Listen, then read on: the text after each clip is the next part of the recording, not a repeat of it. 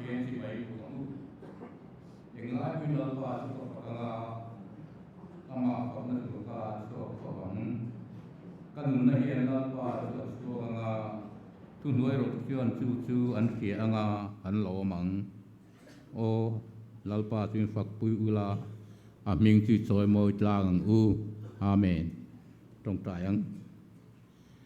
mangai na khat kan pathian englai po mi kal san lo mu thelum go tlat tu ini bial inkhawmpui po nang in imi hruai na in hei tluang takin kan lo zo tan chho ta ni a zani he to hun te kan lo thlenga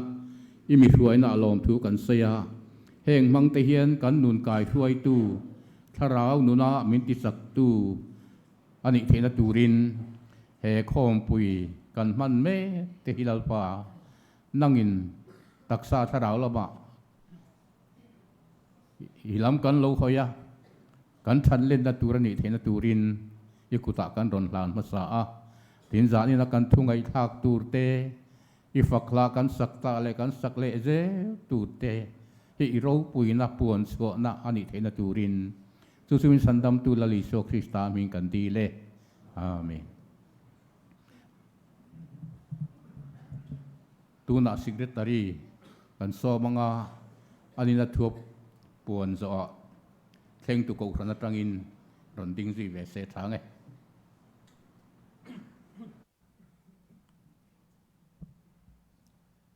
zanin inkhawm hruai tu hi upa arpa hnuna bial chairman ani a bial chairman kal chuak pastor lal biak chunga pachuau nena tangin veltikri sermon kan ngai thladon ani bial zaipol le ramthar not ko than zaipol ten zayanga tin zanina kan tholom hi athleng tu pual aniang zirtop ni chhuna tangkhan inkhawmpui tluang takin nei chho zel ani a chhuna te committee poimo sang sang te nei ni in pathian hruaina in zanina atop zan kan han thleng ta a pathian nena lom thu soi langin bial then khata chuan ni zana thu soi tu tur damdoi in lamada ngai te tin voin chuma lama thu soi tu tur jing tong tra in khoma po kala thu soi thelo wa chatuan ram panzui ta mai te chu tiangang chuan zo ram chunga po har sanna sang sang to kan umlaya keini tluang taka top zan kan thleng thei hi pathian khongai na ani tun kan inkhawmpui a hian general pathum kan neya chung te chu pas vek ni in presbyteria culture chi vek kan ni a chung te chu sinot hnuaia board emo committee emo sang sang a thutur ruam man ani hian kan presbytery huam chunga bial tin te in khairol theyang berin ruam man thin ni ro se ti te chanchin thatlen ni march ni sompanga hi tun aya ursun jok le war jok man dan tur sinotin ruam man ro se ti te le moral reforms le political education a kan sinothian tun ai na sale zolin kumnga chungtal mal ro se ti te ani na kumbial inkhawmpui hi april ni somni paruk atanga ni somni paria chungin ramthar not ko than biakina man ani dona tharau lam thu pui hi pathian ne na lendun ti ani a mika bungruk chang riat lo chanin thu pui soitu upa kela lom thanga ramthar veng ani ang bial inkhawmpui kan thlen le tura kan pui pa turte hi han puangila lo mel hriat ngal bokilangin a thaume kapuana piang te khongai nan thut munan ding selangin chairman upa vungdai lova alom ome secretary senior upa lal hmok liana ramthar not upa vungdai lo kha ramthar veng thlangani a secretary junior upa elal tin kima ramthar tlang veng alom ome bial treasurer upa rem siama ramthar tlang veng alom ome bial inkhawmpui treasurer upa arbiak zama ramthar veng alom ome ani kha kan puipa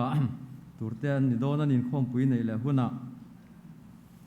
kan soita gang khan inkhawmpui tluang takamin nei tir tu pathian hena lom thu soi thawi langin tin bial zaipol te ko than zaipol te be sayang takin an mo phurna te an ron hlen chuaka pathian fangna hla ro pui tak tak ngai nom tak tak อันรอนสาจุงจนทาราวลำนุนโปอจอมเละอันนี้อันจะไว้จุงอารมณ์ทูกันสวยอันนี้ tin na thleng tu ko hrante biakin ha takin an same ka chu tiang kara chuan hlim le lom takin hol thar nuam taka biakin ani lowani ti por hriat lo tur muna in khom pui min thlenga an chunga kan lom em ani eile in thua te kan tlaya in rin nit laya te voin tlaya te zanria min bot sai saka palai te po kan purtlang le in hriat tin in khom pui chan vo nei te le ro rel nia ding a piang te thalak thar lam thatak mai alum vat kha in khom banin min pe thei de uzel maya an truan a tha a thalak a fia boka ke mani mel aya moi de hret zelin min lak sak boka kan secretary junior ten po hian kan ngou viau ani thalaka chuan alomom khop ani khat yang ta khan thalak chok ma le a thlona nei tur ani ti hreila chuanin ro rel palai te po khap din kan in chu de sup om mangeo ti theya Bial Inkhawmpui Ramthar Veng in a thlen le huna chuan album ruak keng top mai langin a hno khatu tur chu kan hon thein rin om chu tiang tak chuanin thala tu te anin pek na len tron thatna lom thu kan soi ani tin tun lain lir thei mangin kan veivak na sa a lir thei lam min lo en kol sak tu him taka min lo en kol sak tu te chunga lom thu kan soi boka a sarten mel mu nuama min uap tha a min vil tha le a kan lom em bokani tin hei faina thuwa biakin salai te an ni chungin han trop le mu shom khop te om tin wom lo khop te mu tur om lo khop maya tin tlei ro lam ten cher thiama an chhor thiama tei hoi si lovin engtik lai nge monian lo ti fai ti turin kan hun ma te fai reng thaya chu tianga te po chuan lom thu kan soi boka lom thu hi mal soi sen rol ani lova he in Inkhawmpui lotlin na tura thanem ngai taka ril ru le tha le zung seng zong tu te chan vo nei tu ti lotling zong te chunga lom thu kan soya soi urdan to kan thiam lova kan lom em ani ti kha pathumin lo puntir top mai te u kan ti ni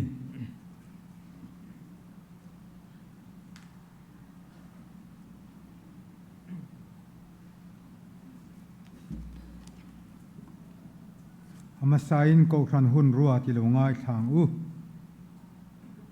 September ni som hi paruk ni lai ni zan inkhawm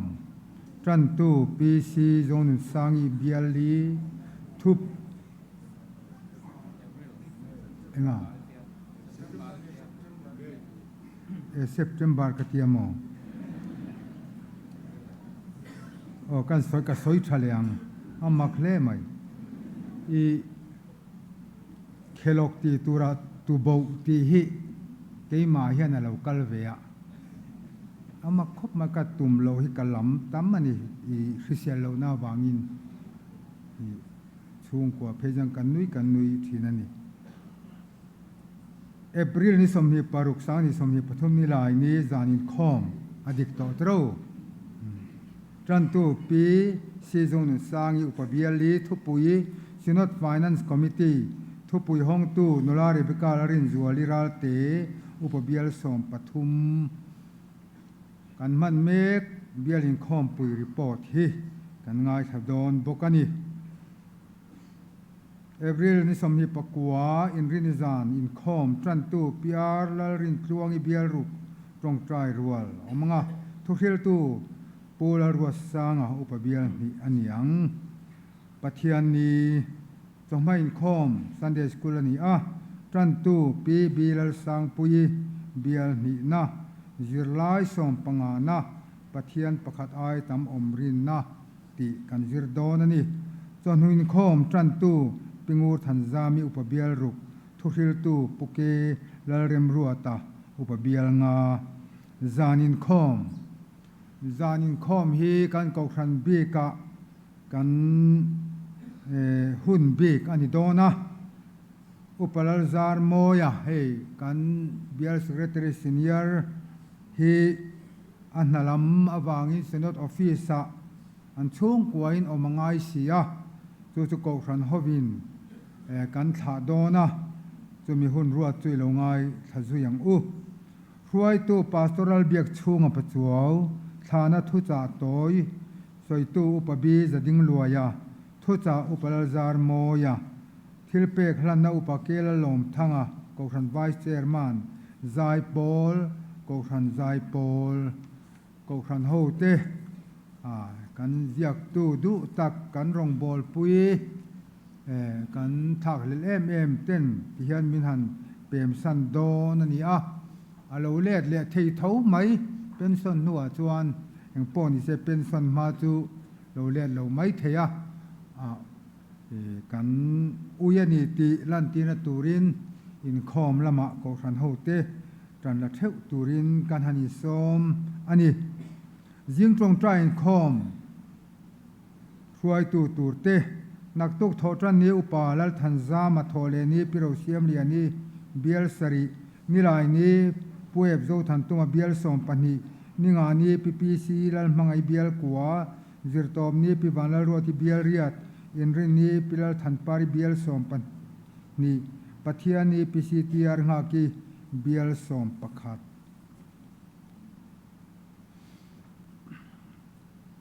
ดินกันที่ด่านป้างายอังินทัดินปัทยานินงเบรฮีปัทยานรมโทลมกขันโฮเต้นกันเปกข้อมากันลันนหุนคานีกขันสูงตินเตโลอินบัวใส่เลยละธรรมสาขานอุปเบียลนิเจ้าข้าลูดกิมโลเอามินกัศยาตุนทาจุลูกิมทับอินตุมโตเตียงอุปเบียลสมปฐุมะเบียลสมปขัดข้าลูดกิมาเบียลนี่กิมโลเดียวเล็กอิบขัดเตอิบนี่เตนันลูดกิมโลวะทิลเปกรองโบนาโกขันโฮกันจังลมมันนี่ตินปัทยานีนุงเบรฮีทัตินอินินชมโดลนาโทลมจงไม่อินคอมจงนูเลซานอินคอมเตเบียกินกตะกันดอกค่ะปัทยานีเลขียคุณอารมณ์นี่เลตาก็ครันไม่ใช่อินคอมช่วยตู้พิลาเทงกิมิจันตู้ปีซาลมทั้งอีทุสอยตู้ปีวานลลียานี่ตรงใจรัวอันยังคริสเตียนทลายโปลอินคอมช่วยตู้ปูเบนจามินวานลรัวตะจันตู้นุลาเบียกลุปุย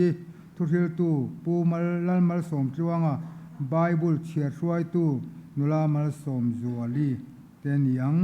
เตียนกอครันปะวลายโปลฮีกรุ๊ปรังสังอินคอมตูร์อันนี้โอเค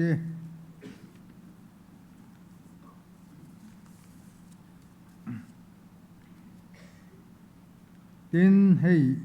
นักตุกเจงการะก็คันไม่ใช่คอมมิตี้และปังปาร์ซับคอมมิตี้เมมเบอร์เตเบียกินาฮิอันนัดลานตูร์นี่เมมเบอร์เตฉันทำง่ายตะกินทอชัวตูร์อันนี้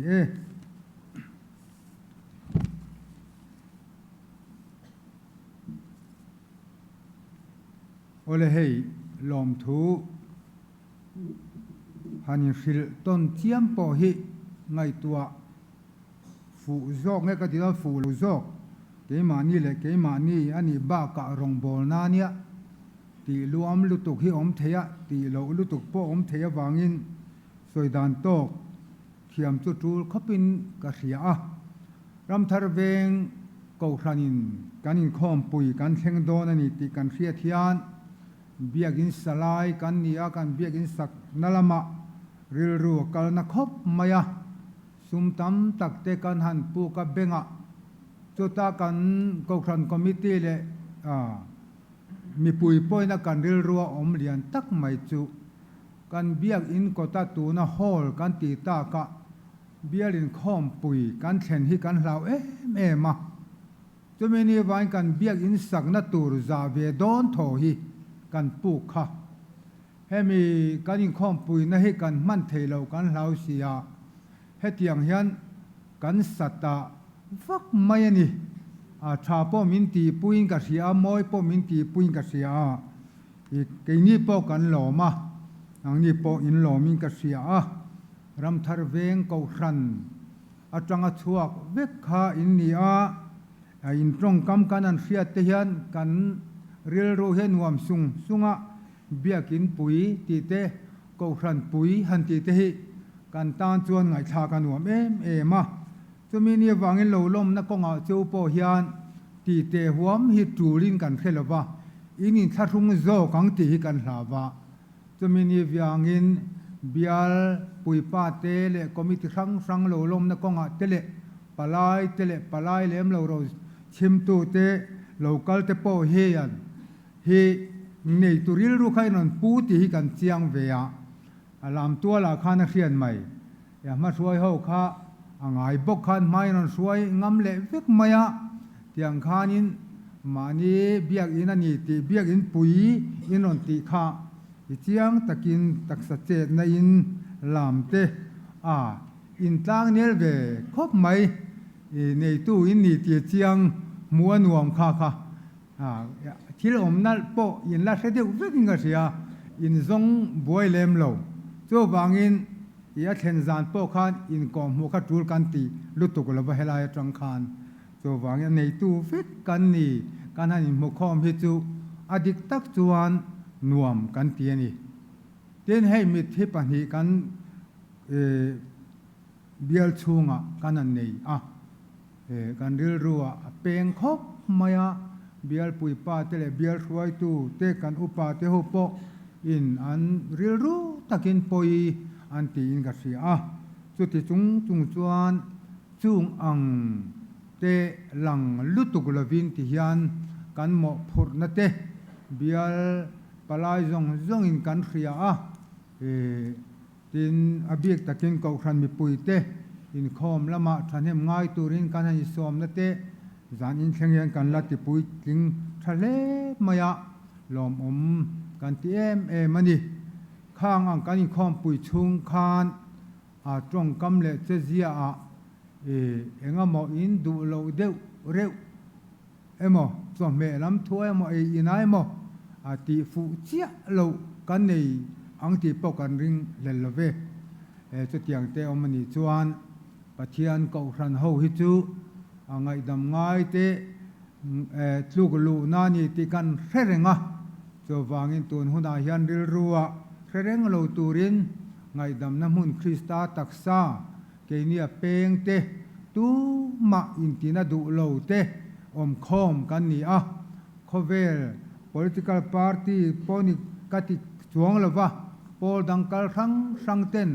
fel taka che dan tum thina kha khami zong kha top na ni maya ke ni ko khan ho hi chu helaya azakham na kan chang chawa atak tak la chang tur tlang te krista thisenal ale te kan ni chu tiang ril runa ril om alo om po in ngai dam atul po ngai dam tlang theu turin palai zong te le chim tu zong te kan han ngen chewa indu angin kan lo thleng lo chau ni point te le a that le zuala thlen chau kan tum don ani chu za ina kan han wang tel du ani kan lom thu tenen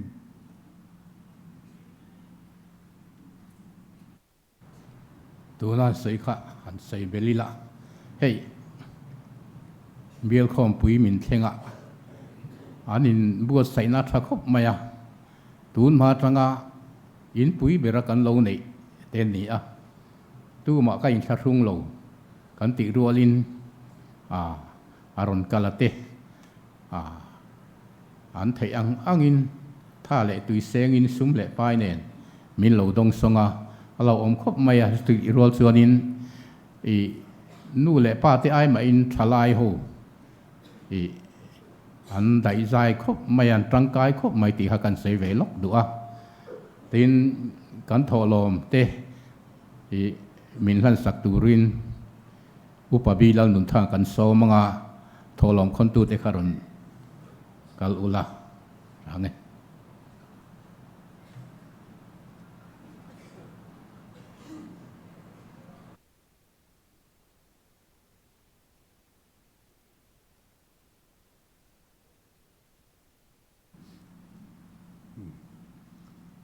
kan tholom te pathian hena i lan ang olalpa chung nung ber engkim ti thei kan pathian kan fak le che he inkhawmpui ro pui taka kan soi moi thei natur che in I tharau thiang himin min op tlata lom thu kan khrit a che hei tuna hiam tholom te kan rem chan ang ze nin kan ron la khom le ta a heng te hilal pa I ko ram alo ngeng he a I ram alo zau ze natur ta na zai taka tho ani thei natur te ani natur taka tho ani thei natur te in event him na le iom puina kan di la nang maru puina tur zel lo ni turin ikut thiang hima kan lalpa Iso Krista mingin kan ron lana che amen.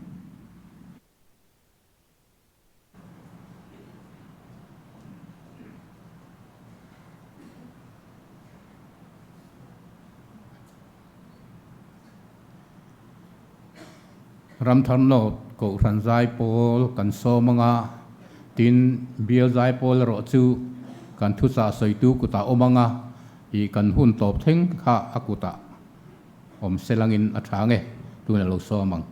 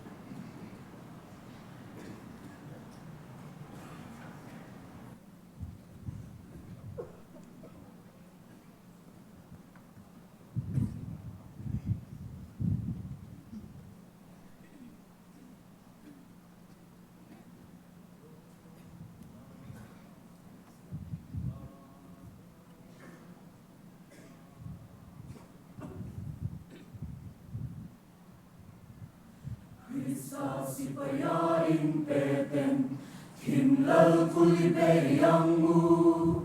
lal para malau zau zela, suara lian silang mu, suara lian sueng nile, di sale di sena nilo, van mun na karau sualom tele, heko vel kimaro rel tu, tunei na le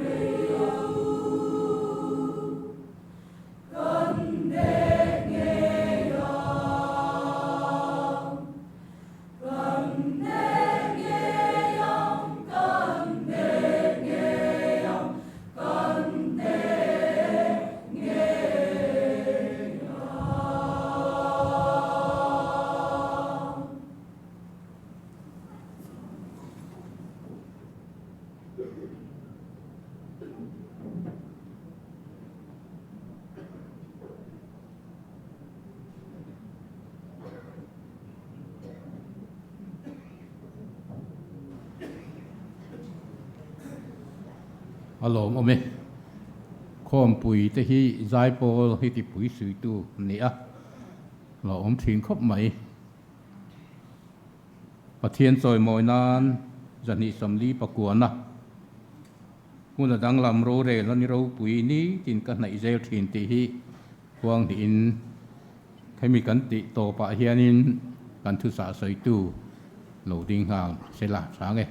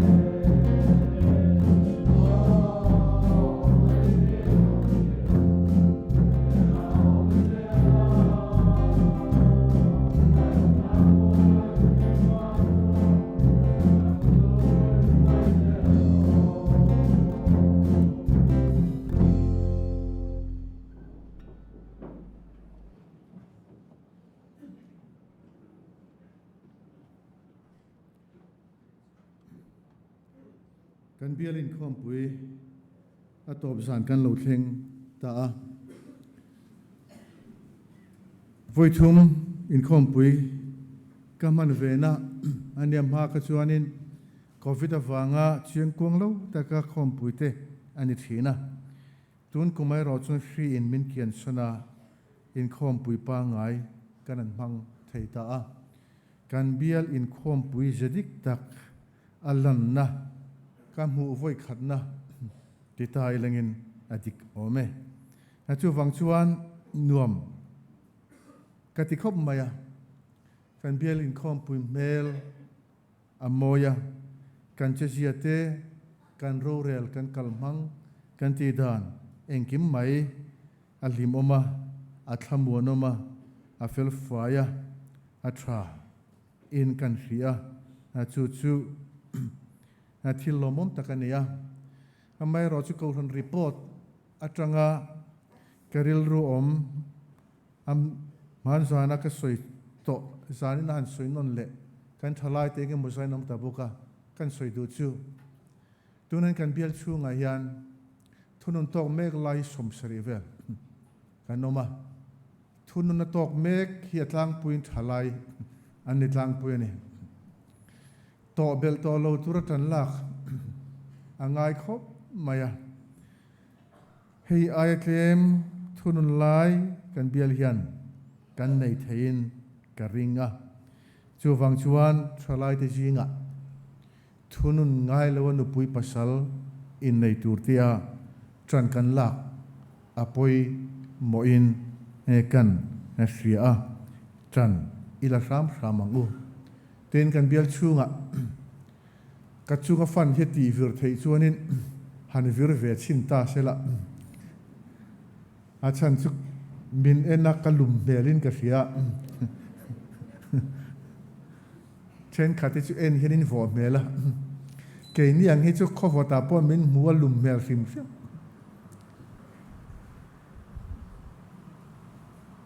kan bial chunga tun kum malak na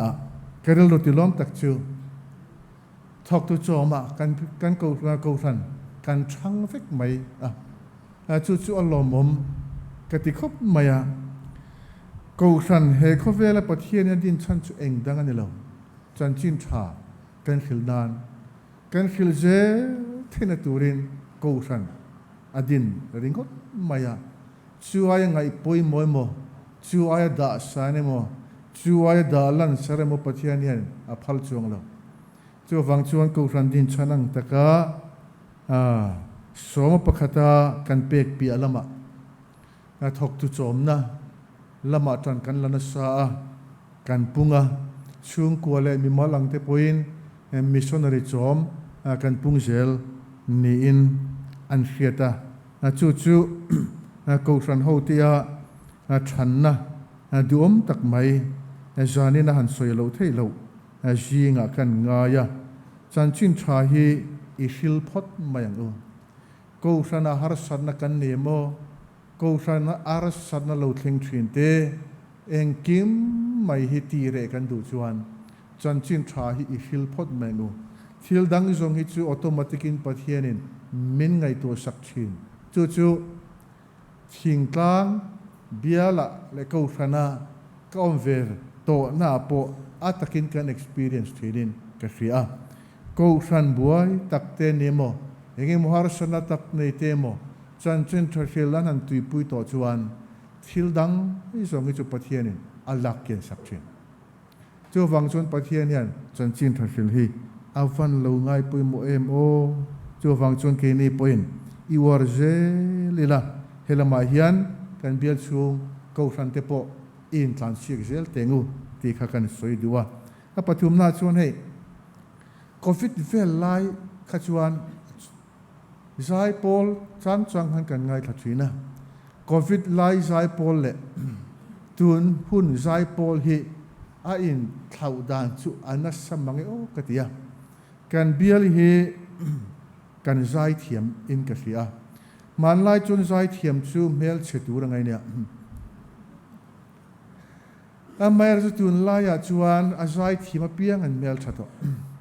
chu wang chuan kan bial hi kan zai thiam mel kan zai thiam a ko san tin zai pol in tun kum chawa hian ma kan son na sa em in ka ria ko san no pang ber ven khang ko san po tuna chun ko san zai pol thatak mai kan an nei ve theita a kan biala kan chho en thin deu ramthar not ko san po el phatan to chu ne chu wang chun tanin lak deu lek chu angai om mangi o katia Isaya bial zai pol nemo ko san zai pola na sele zualin chan ila ngu khai ko san zai pol a thati chuan ko san anung te na ne ko san zai pol a that dan chuan mem baranga ya ko san zai pol thata ka chuan thalai mem bar tam tak anin hui khom angai ne thalai tam tak zai pol nei tura in hui khom thei chuan an nung te na ne chu wang chuan ko san nung lavin zai pol an nei thathei ngai lo ko san tharau lam nunan nun po le zai pol a thaje ani ti ti hi candle ro chiang elangin chu kan in elna ne selangin ko san zai pol a that chuan kan ko san tharau lam borok po a tha ti na ne chu chiang tay la tin này kan bial zai pol lampon min ron mera soi ven chak deu te pon mana kan bial zai pol te an ha khop mai tun kum chawa hianin alom boma an zai na sa a tin an zai po ko ran ho ten kan hluta kan bial zai pol te hi tak tak a chon kan ngai sang em chu ni ko ran ho hian in zai ngai thak kan thalela ei kan u paten pastorin bial fanna khoi thin ro se an tia tu na chon hruai te pu hi ka chak lo zo towa a chan chu pastor mel mu ain in mel mu kha ko ran han chak don tan to ning ka khia ke ain in lang sar tan to an thik deu tan to chu ne chu wang chuan ko ran ho te hian bial zai pol te hi kan ngai sang em chua in zai kan ngai thla in zai atangin pathian pol thar don kan tuma chu ting ril rupu chuan kan local thin ania na chu wang chuan na sale zualin chan kan langa ramthar pastor bial hi zaya zoram deng chuak le turin chan kan lak apoimo ome akhang vel kha chairman kal chuak ni mana thu noi kanan neya chairman kal chuak thu soi han ti hi chuan ke point chan khan kan ei ve thin dewa chu presbyterian nemo bial anemo chairman kal chuak moderator kal chuak en thun soi chuan engemo dang lam deu thuro pui deu lek ngai thla ngai lo deu mo beng han ver deu mo ngai thla turin keril rukin bo sai thina amai ro tu zani na hian chu tiang reng chu om don lo ti kha kan soi lok masa ni selangin pathian thu kan ngai thla nga kan tong trai nga chu mi zo chuan bial zai polte pathian fakna la saturin kan som don ya hebrai book som le pani chang som le palia hebrai book som pani chang som le palia mi zong ne na in rem na le thiang hlim na ra u chu mi tel lo chuan tu man lalpa an mu thei lawang a thu hi a khau thakop mai mi zong ne na in rem na le thiang hlim na ra u chu mi tel lo chuan tu man lalpa an mu thei lawang rombung som pali chang som pakua ti chuan in rem na tur le in ti sot to na tur thil te chu i ang in rem na tur le in ti sot to na tur thil te chu i mang i du le ang nei turin tran ilang atina ni lalpan kan zatan mal somrose amen itong trayang lalpa kan pathian khongai na khat mangai na khat pathian ini hi kan tan hian avavan nei thakem lalpa itan rin am lo fote michak lo te thil ti sual fo thin te nang man ne na thu pa choi ngai reng mai nun nei tu te kan ne i khongai na sot awangin zanin khengin imi teni ila phala i ko ran ho jinga tel ila phala inkhawmpui telve thei tiamal min la som te hi kan lo me ema lom thu kan shil ache inkhawmpui ro pui tak mai min siam saka lalpa kan pathian kan inkhawmpui te nangman bul min tan saka atop zan min lo hloi thlengta kan inkhawmpui chung zoka tharawa min kai hruna te mal min somna zong te kan ngai tua aro pui kan ti kan fak chia kan choi moya che lalpa kan pathian imi te hi du zong te je thei turin min tan puila i ram zauna man ruatan min mangla i man thei turin ko ran ho te nang mat I tharavin min kai hroi zel bokla I thu cha kan ngai thak tur mang ten min ti har tharla lali Isu Krista choi moyang che kan lalpa Isu Krista hengin kan dira che amen bial sai polte pathian fakna la sa turin ilo soma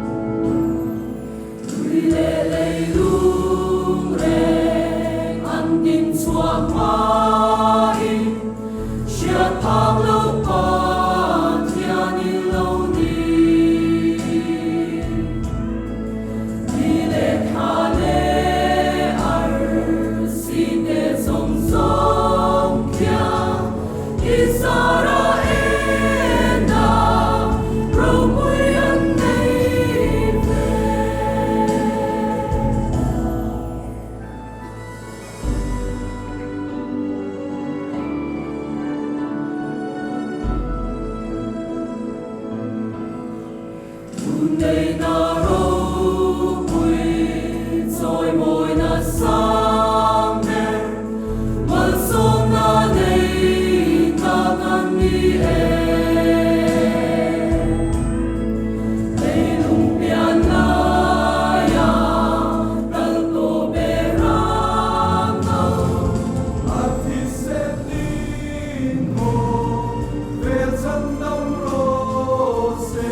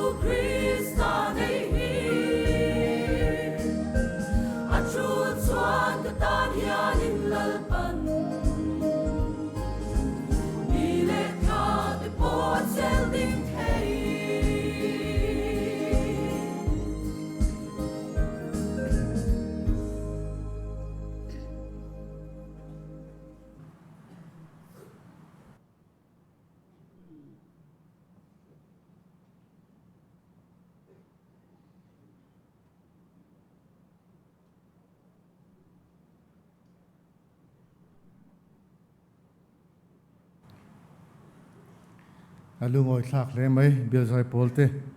lom thu an soi ni sela he zai na hian thu pui te po kan siam ve kan thu pui tan chuan in rem na le thiang lim na tin kan da in rem na le thiang lim ne ke ni bial hian kan ma mo fal be ki katina ni lawa khove la la li su krista ring tu zong hian in rem na le thiang lim nei chu kan thi don dar kar thlenga kan ma mo kan nuna bet nge tur van ram kan kalna ta na poimo te jinga mi ania in rem na kan thiam lawani chuan van ram ikal huna Abraham alo amanga a omna rei to sialo inti thu don to sia irem lo don sa chu wang chon he khovela tangin midang rem mi kan jir lo chuan van ram hriom kan tel tuk don van ram nun hi he khovela hen kan jir tan angaya lali su krista pon he khovela yan aram adina van nun tem turin min dua van ram chu he khovela yan tlem tem masa anga chuan van ram kan kalhuna po kan mi khol lutuk lo nan atiani chu wang chuan thia in rem na le thiang lim na ro chu mi tel lo chuan tu man lalpa an mu thelo ni atia in rem na soima sataila in rem na hi apoi mo khop maya in rem na chuan mihring le mihring in kar in zomna relation asoya chu mihring le mihring in kar in zom na chu chi sang te pon asoi thei anga enti na tan tun like khovela chuan hello level in rem na in lai chin na oma kan in muwa kholai hai kan tia tok der kan in rema kan in lai chin na po thani hello thamo kan tia hello high level relation hi omveni amai ro chu mihring nun in zar zom na hello le high level e ro hi chu athuk lo khop man chu aya thuk zo ka chu pathianin min kalpui atunga chu ta chuan in rem na chuan tho ho na tha thina chu tho ho na tha chuan mihring nun hi alim thina chu tun kum kan bial inkhawmpui ro rela te po khanin a hriat in ka hri alom ka ti khop maya he kan chairman hi a hriat lovin soila beng lo hup selangin a thome he kan bial chairman kan hri ak kum matam to ni kum somriat chuang to a hriat na pochak to lo ni ti hi mi zong in kan ringa rural palai zong pin kan poma chu function rural palai tu po mai khan kan chairman han ti boy thei de uzong mo a tu han che mo han chai mo a zone han siam vela khatu man kan tum lova tin a chesual lavin kan secretary hi atho exec renga helam hoi man lek lavin chairman email thati thar thu de moti turin chairman lami hoi pheide ungan gadreng mai ne hei upachuan te nu pui phei chu pa ni mena suya oi kanu pa kha che sulang ti ka hlau lu tu ka tot up malum ka ti up maya ka nap te potol ni ti ni kha em kha chu dik chuang pon ka felawa mai ro chu lai kan soi do chu nu ho te ko ran ho ten in upa in mangaya in upa in ngai tua amol pho in lava khatitak chutitak in lo ngai tua kha alom ma ching zel ro kan ko ran tin tia kanu pa te he te sol palang an nun dan moi lovang ti lau re ngen ko ran ho te nu ho te khosa ula trong chai ula antan chu kan mo phurna ne chu ina en tir so ka chu kan in zom na tha in rem na in zom na tha awanga thil thleng zo ani chu wang chuan in rem na hi mixing nu na hian a poimo em maya mixing nun tinuam lo tu ber chu kan in kar in rem lo na hini amai ro chu kan in rem lo na hi a chen chu thuk tak te pon ya chen chu pong lang deuh te pon ya a chen chu sang ang reng tak te po ani mana amai ro chu in rem lo na hi mixing nun ti shom tu berania chung kwa papa fa in rem lo nu pa in rem tok lo nu fa in rem tok lo wanga chung kon nun mi te hian lova zandar som pakat som pania a fian dia la pathian ma ching chem mit tui ta zoi chung kwai kan tamani enga tinge chung kwa kan in rem lo ten tun lai khovel news headline lua khatam ber chu khovel in rem lo thuani tro khovel sarkar lian te chu in do pui pathum na a thleng mayanga ti lom khopin an in vau renga ral thuam tha anin che khol siaka kan khovel hian a dai rei to lawanga ti lom khopin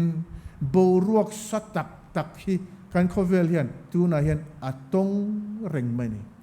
chu wang chuan khovel mi pui te ruk tak chun kan ral tria kan lau thonga a khoi sarkar ber mai hianin a nuclear weapon a manganga kan pul puk mai nga hun mai kan thipuk mai nga khovel hi che mai nga ti lau thong rengin kan khosamek ani tu na hian kan ramri de Burma ala chun eng tik lai pon sipai sarkar le mi pui sarkar in ti te chu an in kap reng an in do reng boka tin Bangladesh atangin engeni Rohingya ho wangin kan mi kan chipui te chu ron ral tana parwa le chovela rethei emin an oma chuti lai karin BSF ovin not haglen tu man changan buai em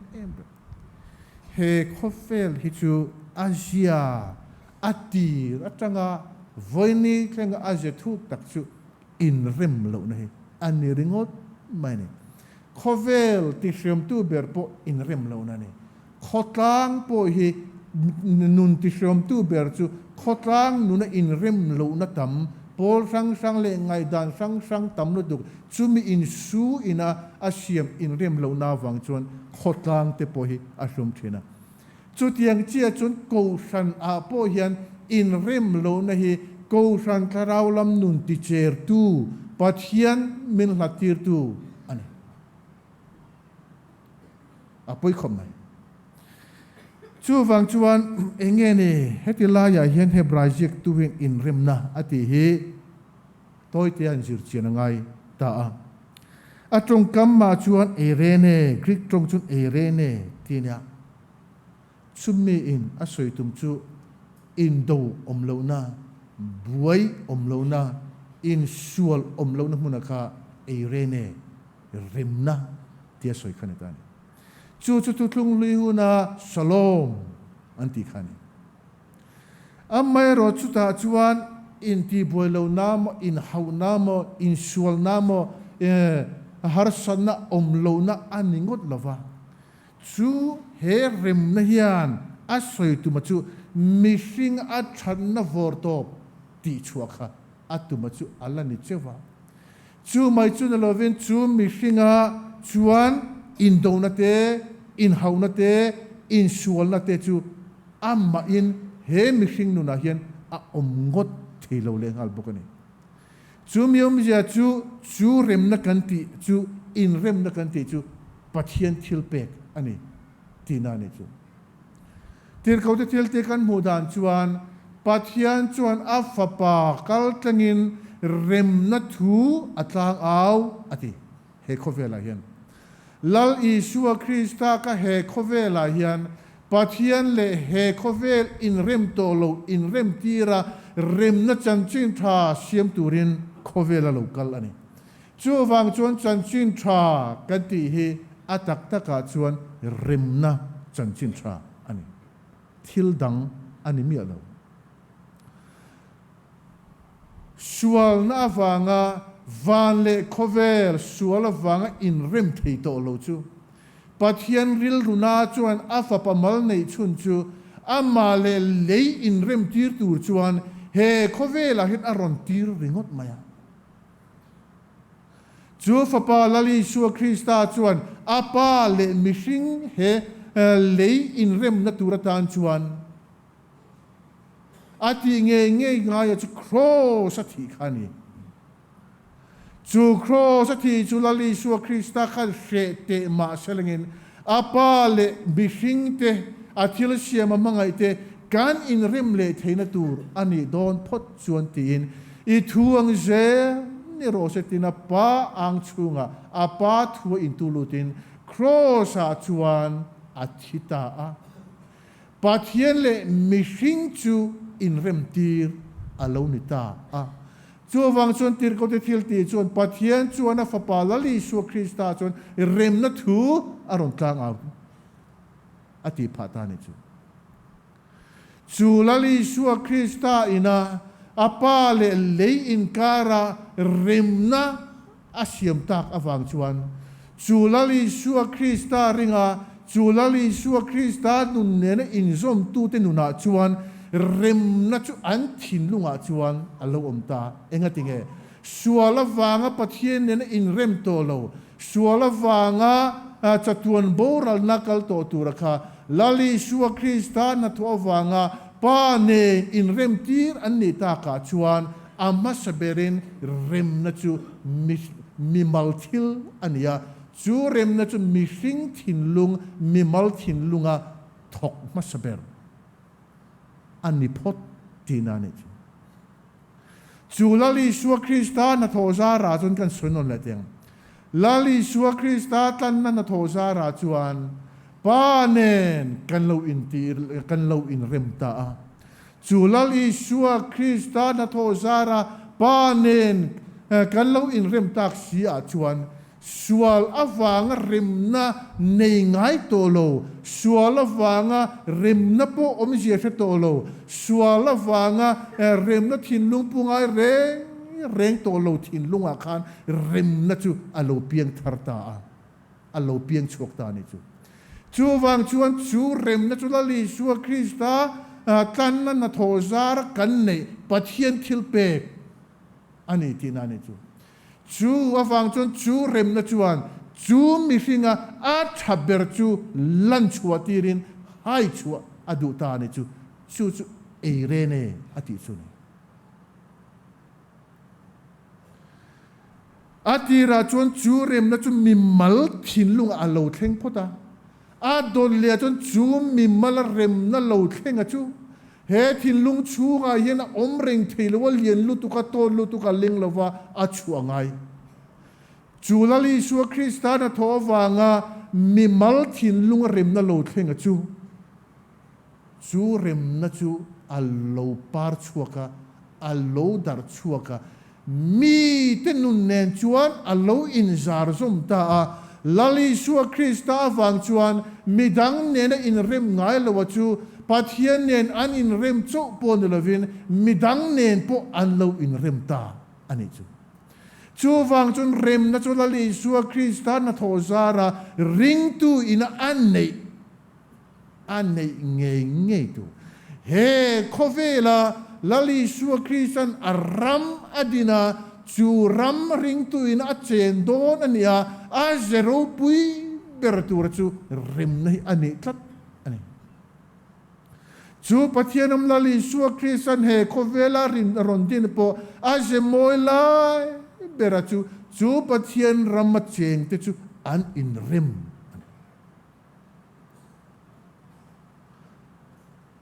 a chiang mo ka soi fe thiam ka thala lali suwa krista chandam nan tho awang chuan pathian nen sual awang in rem ngai lo chu kan lo in rem ta chu mi zara chuan pathian nen kan lo in rem ta ka chuan he mi hring thin lunga hian lali suwa krista zom tu nu na chuan he thin lunga hian rem na chu alo piang ta ni mi mal thil ani phot te na ne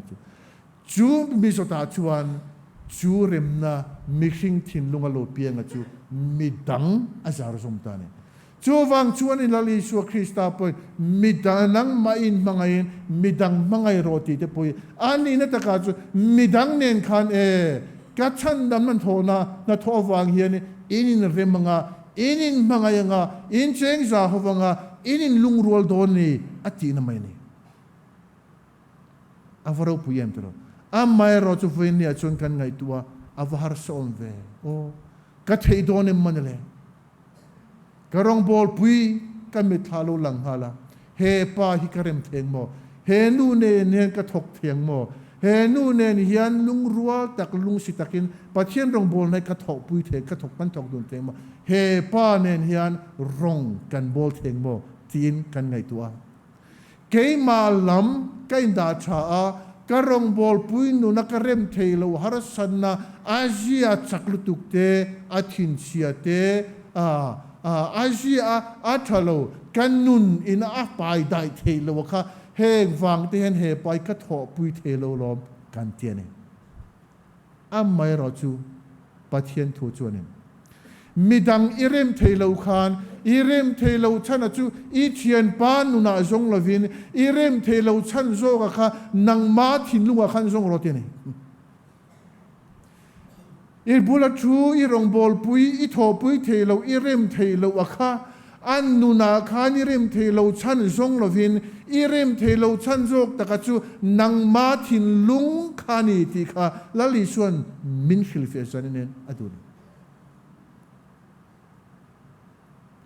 chu wang chun midang irem theilo ni chuan irem theilo thiam lo ne lovin arem theilo tu nang ma zokha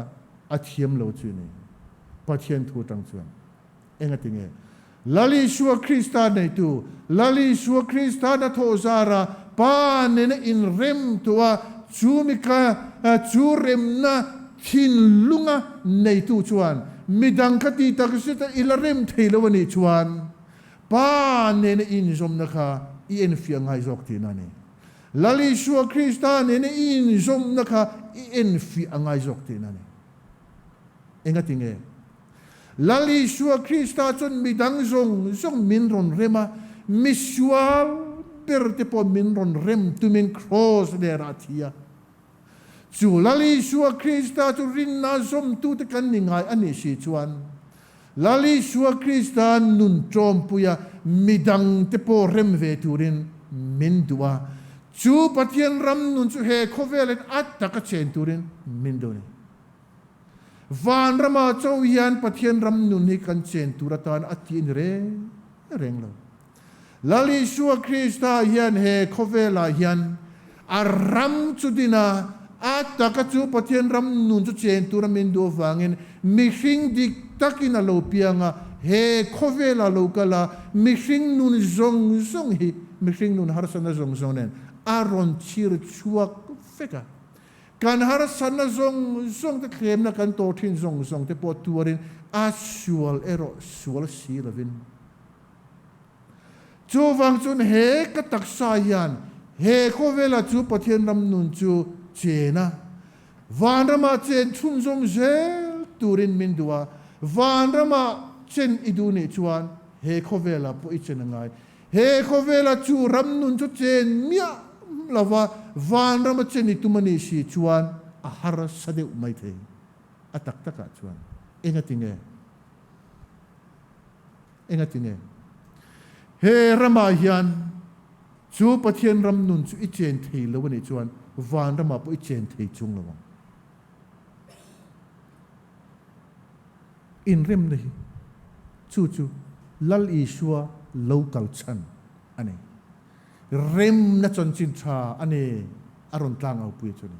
chu wang chuan chu rem na chu I thin lunga khanom sela lo par chuak sela midang tenen in tho ho na thanga midang tenen in remanga kan khota nga in rem na lo thenga nga pathian ram chu takin kan chena nga avhan nuam don te rengem tero chu mitel lo chun tu man pathian in molawang adol le soi chu thiang him na ni chu thiang lim na chu engeni agrik trong chun hagias mos tini thiêng lim na tin he lai hian le lin ania amai ro chu mi zo tonga le lin na chuan sep thiêng lim pathian ta na in sep thiêng lim tinan thiêng lim na chu pathian tan lali su Krista chu ring tu chu a in sep thiêng lim tun eng wangin mo lal i su Krista na thowanga pathian ne in nun chu lo in remin lali su Krista ne chun in nun chu lo in zom to ni si chuan lali su Krista mi thiêng lim ne chun in nun chu lo in trom to ni chuan chu thiêng lim na nun chu in nun chu puya nga ya chu wang chuan i zom pui lali su Krista tan chuan in nun ni i ser thiêng lim nge nga ya lali su Krista tan in nun ni i ser thiêng lim lo ani chuan lali su Krista ka ring ni ti malangin lali su Krista chu nen chuan rin na in nun ala in zom tok lo ani mai thein zokan chu wang chu lali su Krista nen nun in trom ani si chuan chu lali su Krista mi thiang limatan chuan kan nun hi ka ser thiang lim angai ni chu thiang lim chan chu ni Bible in trong kam dang asoi chu asoi na trong kam chu dang lam te ne thiang lim nan soi hian major zuk lo sadam hum lo aningot lo chu tha kan tin la man lo amai ra chu pathian tu in thiang lim na ti chu pathian du zong anun khani chu taka chu ni trong kam danga Bible trong kam na Bible ha soi fe na chu dang lam atia chu pathian tan chuan mi a insert thiang lima annun le lali su Krista nun chu lo trom ta ka chuan he khovel nun nan lakatang hian alo dang lam ta a chu taka chu ni thiang lim na chu dang lam he khovel lakasang he khovel ni na dang lam tia Bible trong kam danga a soi na chan zo ka chu dang lam ka du lo po ti langin lali su Krista ne in nu ne a in som ani ngai chu ne he khovel la ka hin lak than ini tho dona he khovel nun ne in nun kha ai in ang thei to lo sim zo kan chu di ring tu te he khovel kan nun adang lam na chu ne amai ra chu voin ya lali su Krista ring tu ten na kan harasana tolian ber chu he khovel la ka kan nun dang lam na om ve thei ta lo hi eng wang en yang voin roi the zo khan he kanu pasinia then khate le kanu pate quarter san lo lenga pathian thu kan soya kan du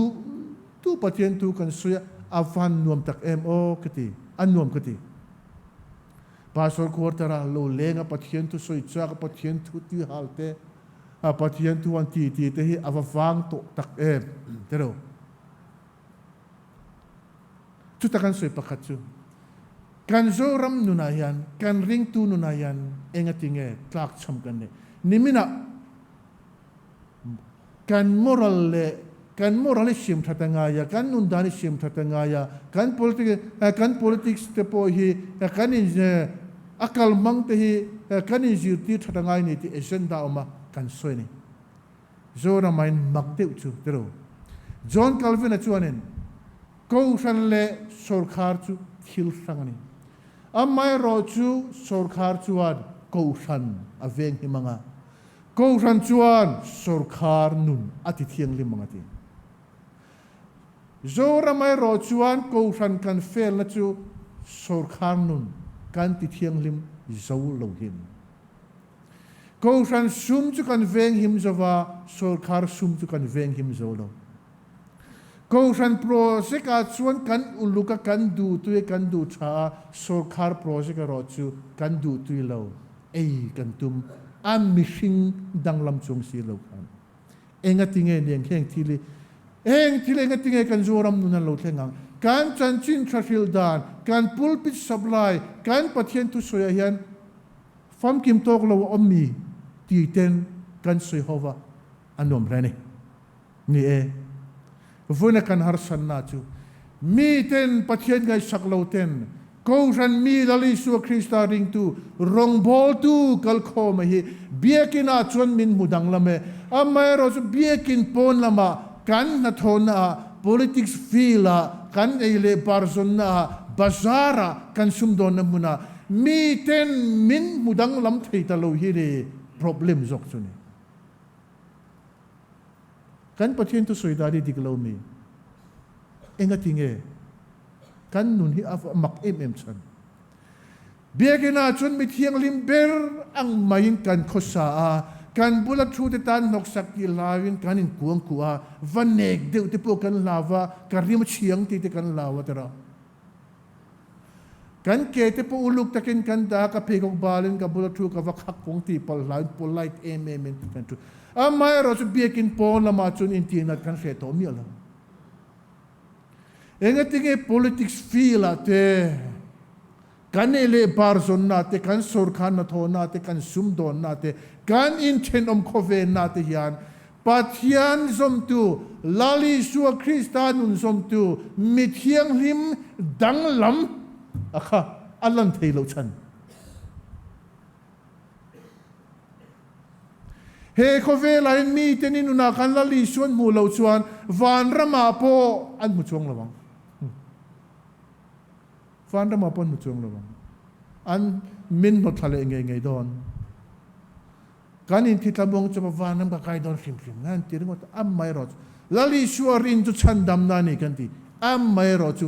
lali suwa Krista ka iringani ti hi he khoveri dam chunga tak i proof lo chuane van ram hi al hla thau an nai vak chung lo pathian chu khoi na khat pathian alom min khongai mai fa pan mal ni chun min pia cross athia a khongai na chun chandam kania kati vetel lo adik chiani amai ro chu khongai na wanga chandam na changtu chuan chandam na changtu ni ti he khovel min moyan ataka ti la ngaya he khovel la kai chu mi wang chun nun dang lam kalau nei ta ti hi atakai da ilan ti rangai ilan ti lo ni chuan question van ram ko chuwa itok don thau Polan asayanti atiang khan veteran van ram ko chu asai thawang che netro in rim nale thiang limetel lo chuan tu man pathian an muthelo ava poi mo sive chu chan dam na chang to tu den nun dan tur chu chan dam na chang tu te lali suwa Kristan nun trong pui to tu ten he khovela an nun dan tu rakha apoi bo ema fangin hebrai jek tuen he mitel lo hian tu man pathian an hunga lo chu lali suwa Krista fang chu inuna khan rimna om turania lali suwa Kristan nun trong pui tu ni fang khan he khovel la ka hian idang lamangaya pathian thiang lim nun trong pui tu di to wangin nun thiang lim mi mamoa pathian tan in ser thiang lim mangai sin atiani lalpan kan satan mal sum ro se zanin kan tholom ka cheng sing ni sang khat zathum som le panga ani lathan hi ngai thina lathan tur hi ka thelo ve thei khop maya amai ru tun lai chuanin inkhawmpui chek to ngai lo ti hi kan tui pui ve maya man nia ramthar nota bial fanin atopa ka thang to boka zanina pokan thang lenga la sang soi tu khan lo soi ula voi thumi sang o tempera kan tui ma tui lo ma voi thumi sa tengu chu me zo chuan mal som nein kan hun kan ti top don ne zathum zanga som le parian na zanga som le parian na jing thazarin han lengila chunglam Jerusalem tharmoya ka room na ram ka ngai to long lung du tenen kan leng za tuang ta chuan an lenge tlan sa te lei hring nun han ngai to lo chatuan lim top lo na rama inkhawmpui an chek to ngai lo ten pathian fangnan in sang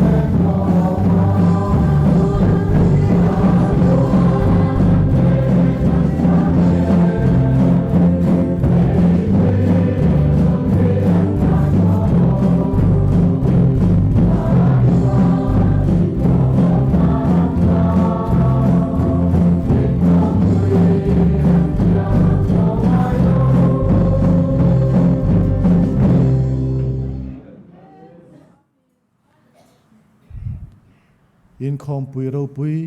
takte min bo sai saka tharau lammal somna tam takamin vu thin tu kanal pa Isu Kristan he na chuan ro pui na te kum khotai tuanin om sela pale fa pale tharau thiang lim pathian eng kim thi thei om pui na pol na le kai hruaina thamona duom takchu in zan he na tu na tanga chatuanin lo om jel ro se amen.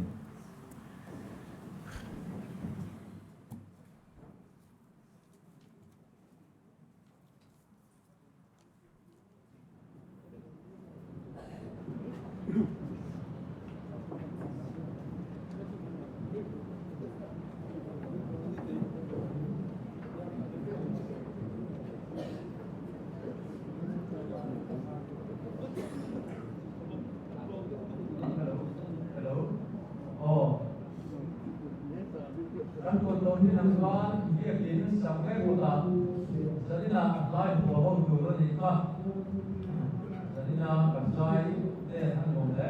cho kênh Ghiền Mì Gõ để không bỏ lỡ những video hấp dẫn.